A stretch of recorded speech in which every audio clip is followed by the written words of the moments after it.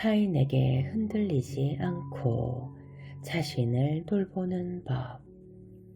공동의존자 더 이상은 없다. 제54장 자신의 감정을 느껴라. 이제 우리는 많은 사람들이 언급했던 신비스러운 작업, 즉 우리의 감정을 다루어내는 일에 착수할 것이다.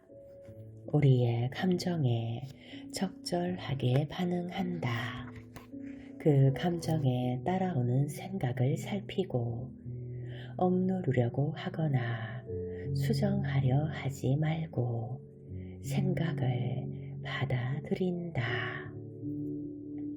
그런 후 다음 단계로 나가야 할지 말아야 할지를 결정한다.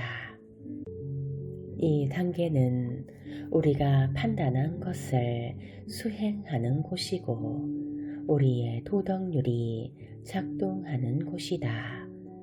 우리가 포착한 감정 때문에 우리 자신을 여전히 정죄해서는 안 된다.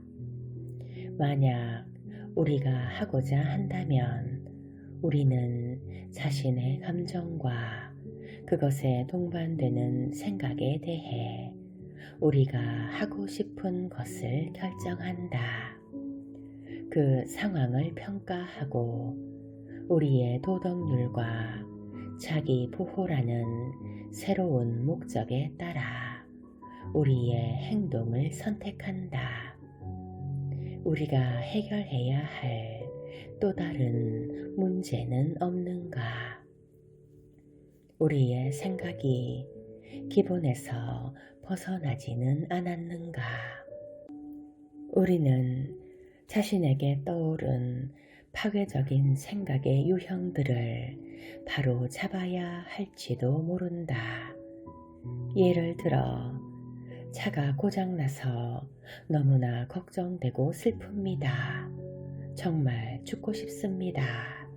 라는 말보다는 차가 고장나서 슬프네요. 라는 말이 더 정확한 표현일 것이다. 문제가 있다면 당신이 그것을 해결할 수 있는가? 그 문제가 다른 사람과 연관되어 있는가? 그 사람과 감정에 대해 서로 이야기를 나누는 것이 필요하거나 적절한 일인가? 만약 그렇다면 언제 해야 하는가? 아마도 감정을 느끼고 생각을 인정하는 것만으로도 충분할 것이다. 만약 당신이 어떤 행동을 취할지에 대해 확신이 서지 않고 당신의 감정이 아주 강렬하고 혹은 당신이 취하려고 하는 행동이 극단적이라는 생각이 들 경우 나는 당신이 평온해지고 안정을 되찾을 때까지 하루 정도 기다려 보기를 권한다. 우리가 취해야 하는 이러한 행동을 달리 표현하자면 분리하는 것이다. 감정이 우리를 다스리게 해서는 안 된다. 화가 난다는 이유만으로 악을 지르고 때려서는 안 된다. 슬프고 우울하다는 이유만으로 온종일 방에 누워 있어서는 안 된다. 겁이 난다는 이유만으로 일자리를 구하려는 노력을 포기해선 안 된다. 나는 어떤 상황에서는 우리의 감정이 우리의 행동을 통제하도록 허용해야 한다고 언급하려는 것도 제안하려는 것도 아니다.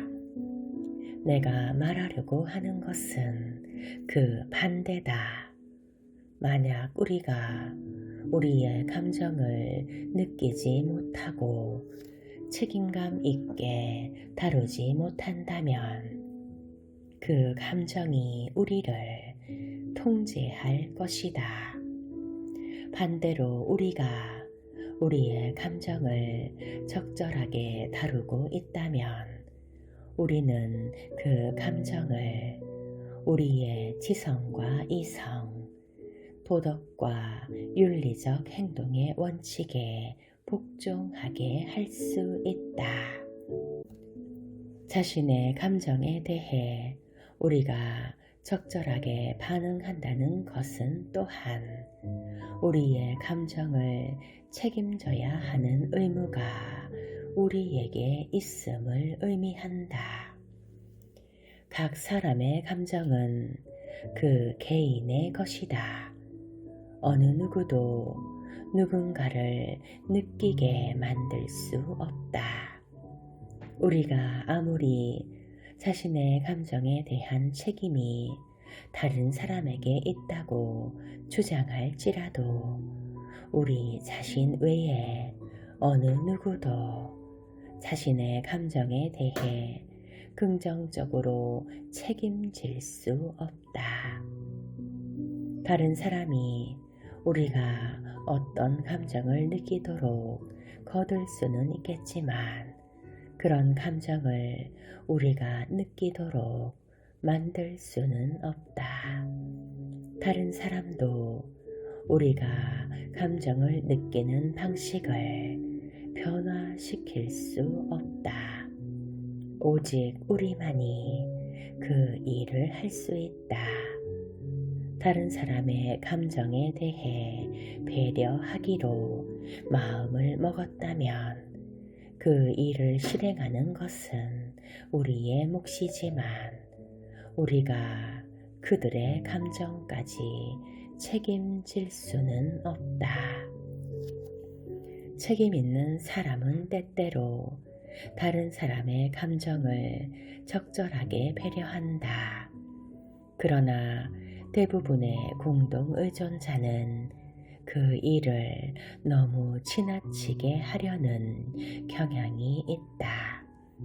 우리는 자신의 감정에 대해서도 배려할 필요가 있다. 우리의 감정은 우리의 삶에서 벌어지는 상황에 대한 반응이다. 또한 당신이 누군가와 어떤 감정에 대해 이야기할 때 당신이 이런 상황들에서 나에게 이런 감정을 갖게 했습니다 라고 말하는 것이 아니라 당신이 이러이러한 상황에서 이런 태도를 취했기 때문에 나는 이러이러한 기분이 듭니다 라고 말하는 지혜가 필요하다. 그러나 우리는 자신의 감정을 다루는 방법에 대해 또 다른 결정을 내려야 할 필요가 있을 것이다. 만약 우리가 누군가의 행동에 대해 매우 우울한 감정을 가지고 지속적으로 반응한다거나 상대에게 그러한 감정을 말한 후에도 그가 계속 우리를 고통스럽게 한다면 의심할 여지 없이 또 다른 결정이 필요하다. 아마도 당신이 자신의 감정을 느끼기 위해서는 아주 대단한 도움이 필요하지는 않을 것이다. 감정은 지표이고 동기부여를 해주는 대상이라는 사실을 기억하라. 우리에게 어떤 감정을 갖게 하는 일정한 유형에 대해 주목하라. 우리는 그 유형을 이해함으로써 우리 자신과 우리가 형성하는 인간관계에 대해 많은 것들을 배우게 될 것이다. 때때로 감정을 다룬다는 것은 생각의 변화가 필요하다는 것을 의미한다. 많은 치료 방법들은 우리가 생각하는 것과 우리가 감정을 느끼는 것 사이에 직접적인 상관관계가 있음을 인정한다. 그 둘은 서로 연결되어 있다. 우리의 생각은 우리가 어떻게 느끼느냐에 영향을 준다. 종종 부정확하고 과잉 반응적이며 부적절한 사고 유형은 어떤 감정의 원인이 되거나 그 감정이 필요 이상으로 지속되게 만든다. 우리가 어떤 일에 대해 끔찍하다는 생각을 가지고 있고 그 일이 절대 좋아지지 않을 것이고 좋아져서는 안 된다고 판단을 내리면 우리의 감정은 점점 더 악화될 것이다. 나는 이러한 생각의 태도를 재앙적 사고라고 부른다. 바로 그러한 이유 때문에 우리는 자신의 감정을 느낀 후 생각을 검토해 보는 것이 중요하다. 생각을 밖으로 끌어내어 밝은 곳에 비추어 보라. 만약 그 생각이 적절하지 않다면 바로 그때 우리가 그 문제를 해결하기 위해 무엇을 해야 하는지를 알게 될 것이다. 그렇지 않겠는가?